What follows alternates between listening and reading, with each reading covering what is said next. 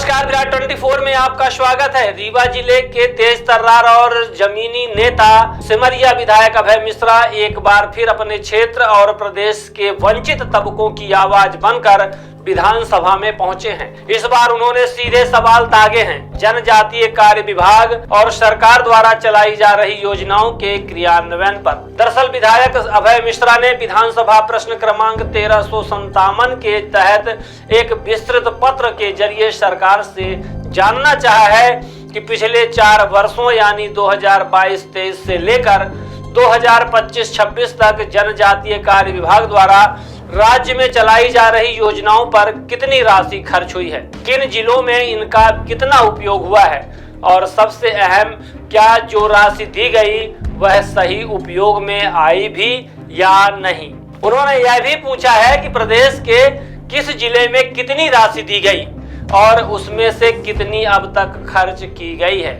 जो धनराशि अभी भी शेष है उसका जिम्मेदार कौन है और सरकार उस पर क्या कार्यवाही कर रही है। सिमरिया विधायक अभय मिश्रा ने विशेष जोर देकर यह कहा है कि कई जगहों पर जनजातीय क्षेत्रों में सड़क निर्माण, विद्युतीकरण, नाली निर्माण, पुल पुलिया निर्माण जैसे कार्य या तो अधूरे हैं या फिर शुरू ही नहीं हुए।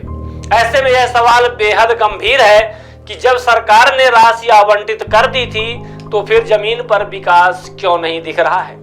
विधायक ने पूछा है कि जिन अधिकारियों के पास यह योजनाएं थीं, उन्होंने अपने स्तर पर कितनी कार्यवाही की और किस योजना में कितनी प्रगति हुई। यदि कोई कार्य नहीं हुआ तो क्या जिम्मेदार अफसरों पर कोई कार्यवाही की गई। और यही नहीं, सिमरिया विधायक अभय मिश्रा ने यह भी मांग की है कि ऐसी योजनाएं जो हिंदुस्तानी गांवों तक नहीं पहुंच पाई, उन पर सरकार क्या सोच रही है।